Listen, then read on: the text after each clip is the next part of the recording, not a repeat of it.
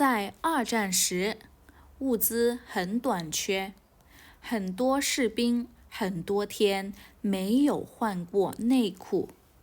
有一天，将军带来了一个好消息，你们全部都可以换内裤了。士兵们很开心。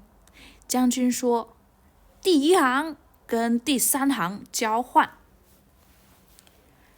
Today, let's talk about 过 have done something, and this action is already finished in the past. And here is where you put the verb. So you say verb 过. How do you say have changed? 换过. Okay, here is another verb.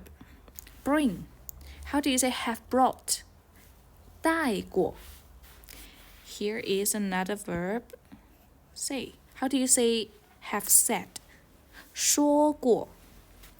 And here's another verb. How do you say have exchanged? 交换过.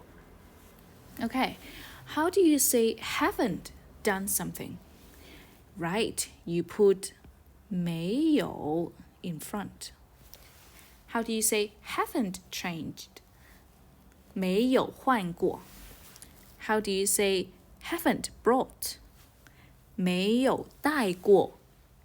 How do you say haven't said? 没有说过. How do you say haven't exchanged? 没有交换过. Thank you.